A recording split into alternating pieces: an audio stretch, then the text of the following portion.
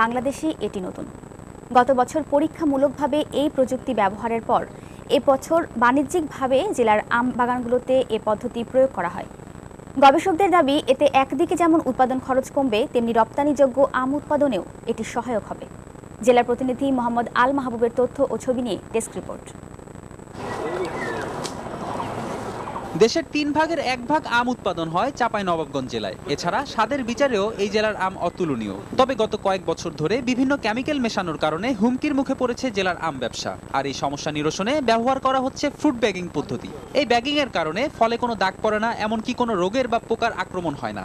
গত বছর চাঁপাইনবাবগঞ্জ জেলার 18টি আমের জাতে আমরা এই প্রযুক্তিটি দিয়েছিলাম এবং আমরা দেখছি যে এটা আমের কোনো ধরনের দাগ পড়ে না, কোনো রোগের আক্রমণ হয় না, কোনো পোকার আক্রমণ হয় না এবং পরিশেষে একটা ভালো আম আমরা পাই। এটার একটা সুবিধা আছে, সেটা হলো যে এমনি চাষিরা যে প্রচুর স্প্রে করতে, এই যে এখন থেকে আপনার এখনো 10 বার স্প্রে করবে, আসলে ব্যাগিং করার পরে আর কোনো স্প্রে করার প্রয়োজন নাই। এদিকে এই ব্যাগ ব্যবহারের ফলে স্প্রে করার প্রয়োজন না পড়ায় উৎপাদন খরচ অনেক কমে যায়। কীটনাশকের ব্যবহারও প্রায় অর্ধেকে নেমে আসে। তাই চাষিদের কাছে এর চাহিদা বাড়ছে বলে জানালেন এই আমদানিকারক। এই ব্যাগ কৃষকের মাঝে ব্যাপক সাড়া পেয়েছে।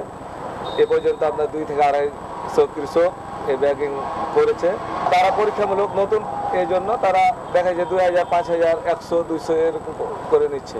এদিকে এই ব্যাগ ব্যবহারের ফলে দীর্ঘদিন ফল সংরক্ষণ করা যায় বলে জানালেন এই গবেষক। ব্যাগিং করলে ফলের, বিশেষ করে আমের, পেয়ারার উজ্জ্বলতা বা বর্ণটা আকর্ষণীয় হয় পাকার সময়।